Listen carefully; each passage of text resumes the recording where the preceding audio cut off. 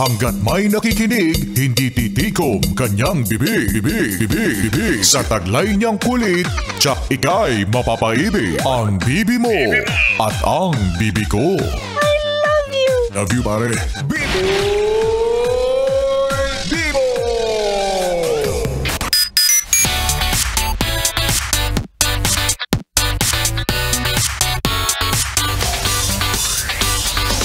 Yes, friend! 101.1 Yes FM. Bibi, ikaw ba ay kasalukuyang lugmok at tulala dahil hindi mo na alam kung paano pagkakasyahin yung pera mo hanggang sa sumapit ang araw ng sweldo? Ay nako, same. It's me and my 20 pesos against the world. Kaya sabay-sabay tayong manalangin na naway lahat tayo ay maging successful, lalo na't maarte ka. Hindi ka kumakain kapag hindi mo gusto ang ulam. O diba? Kaya lagi kang pinapaalalahanan ng magulang mo na magsumikap ka. Oo, galingan mo sa pag-aaral para makahanap ka ng magandang trabaho tapos mataas na sweldo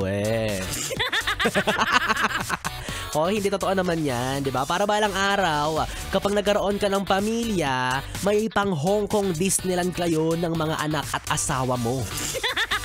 Sarap pakinggan, di ba? Pero sa ngayon, medyo dito muna tayo sa Star City, budget friendly, ganyan. Alam ko naman din na nag-aaral ka ng mabuti noon. Oo, at ngayong may trabaho ka na, parang ayaw mo na palang magkapamilya. Pas na lang pala dun. Pwede bang ayoko na lang magpamilya tapos mag-iipon na lang ako ng marami para sa sarili ko. Diba? Pang gatas pa lang ang mahal-mahal na. Ayaw mo naman na mikmik lang yung gatas ng magiging anak mo, diba? Oh, sige, payag ka ba nun? Pero hindi naman ibig sabihin na single ka pa lang, magiging magastos ka na. Huwag mo samantalahin, huwag mong sabihin na, wala naman ako ibang iniintindi, wala naman ako ibang responsibilidad, wala pa naman akong 10 anak. Pwede ba ako gumastos ng gumastos? Huwag ganong mindset, oo. Siyempre, dapat mag-ipon ka pa rin kahit papaano para sa iyong future. Kasi hindi mo sure, diba? Kung ilan yung magiging anak mo, lalo na't ano ka pa man din. Maano ka? Mael. As in, ma-lover. O, ayan. Diba? Well, hindi rin naman paminsan-minsan na masamang spoil yung sarili mo, diba? Aside sa mga mandatory needs, kagaya ng mga bills, yan yung mga bayarin natin na buwan-buwan dumadalaw sa ating buhay. Oo, dapat syempre meron ka pa ring budget para sa mga wants mo. Yan yung mga luho mo, mga kagustuhan mo. Huwag kang papayag na wala ka ng jowa tapos mukha ka pang kawawa, diba? Oo, swerte mo kung ikaw yung tipo na habulin o ligawin ng mga CEO, yan, diba? Engineer, diba? Abogado, politiko, IB. Sinasabi ko sa'yo, bigyan mo lang yan ng pag-ibig na wagas. May iPhone Pro Max 15 ka na bukas. Diba? Ang swerte mo kung ganyan yung mga papangasawa mo, diba?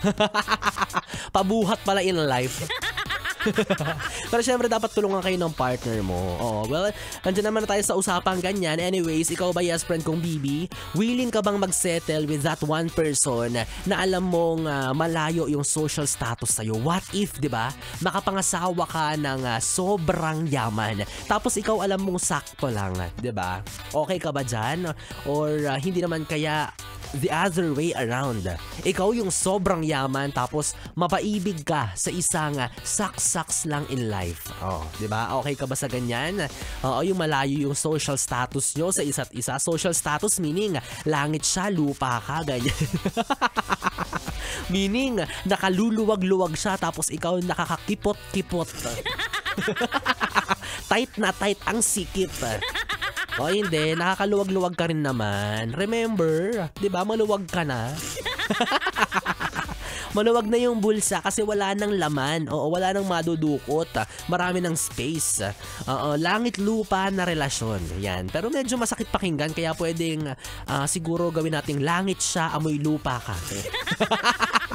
Parang mas masakit pala pakinggan yun. Pero wag kang mag-alala, tandaan mo, lupa ang niluluhuran. Rar.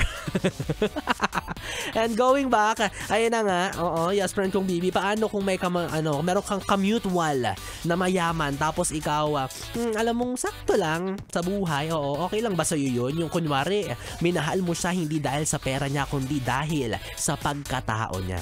Siya pang milk tea. Iniinom niya yung mga ganyan, yung mga mamahaling coffee. Samantalang ikaw taho-taho lang. Ay bakit? May sago rin naman yun ilalaban ko yung taho, no? Pag ininom ko ngayon, nakamag ako sorry. So kapag ganyan DB, ano bang na-feel mo? Okay lang ba sa'yo yung ganyang setup? Or gusto mo yung medyo ka-level mo lang ng lifestyle? Diba? Kasi minsan kapag ganyan daw, meron tayong mga social construct idealism. Wow! Diba na kapag ganyan daw, stricto ang parents nila. Ayan yung mga in-laws mo, yung mga future mother and father-in-law. Gusto yung mapapangasawa ng anak nila, dapat mayaman din. Wait mo lang tita, bibilihin ko yung anak mo sa'yo. Diba? Ikaw ba, yes friend? Uunahin mo ba ang tibok ng puso o kalam ng sikmura? Well, anyways, pag-usapan natin yan hanggang mamayang alas 12 dahil kapiling mo na ako, DJ B-Boy Bibo, ang DJ na single, ready to mingle, basta walang label. Kasama mo ako hanggang mamaya para sa ating BB Time. Dito pa rin at dito ka lang sa istasyong number 1 sa kalokohan ng 101.1 Yes FM. 101.1